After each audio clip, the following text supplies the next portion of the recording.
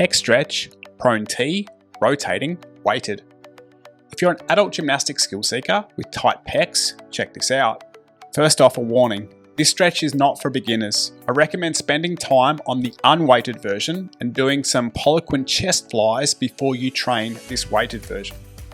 You also want to ensure you watch to the end of this video, as you need to exit the stretch correctly so you don't get injured. Start by lying face down on the floor with a weight in one hand. A light dumbbell or a small weight plate will do the trick. Place the arm not holding the weight to the side in a T position. As you do this, you want to internally rotate the shoulder and push the front of the shoulder into the floor. When stretching the right pec, you will rotate the torso to the right side and keep the front of the shoulder connected to the floor. Rotate on your side and move the top leg behind the body and the bottom leg forward to create stability. Next, bend the knee of the top leg and place the foot flat on the floor. This allows us to stack the hips and shoulders vertically, making the stretch far more effective. Be careful not to pike at the hips. From a top-down view, the shoulders and hips are aligned.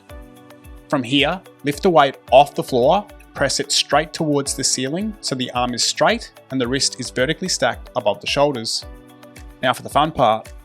Slowly move the shoulder into extension and lower the weight down behind your back. As you do this, retract the shoulder blades as much as possible. Continue to lower the weight as far as flexibility will allow and then hold it for the prescribed time.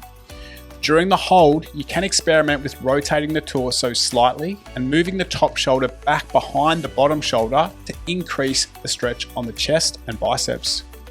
Holding the stretch for 20 to 60 seconds on each side is a good target to aim for.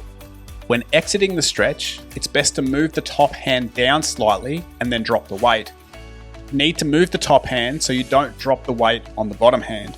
After stretching the pec in this very deep range of motion, lifting the weight can sometimes be uncomfortable, so it makes sense to drop it and not risk any injury here. Give it a try and see how you go. If you've got questions, please leave them in the comments. If you found this video helpful, please hit the like button and subscribe to the channel.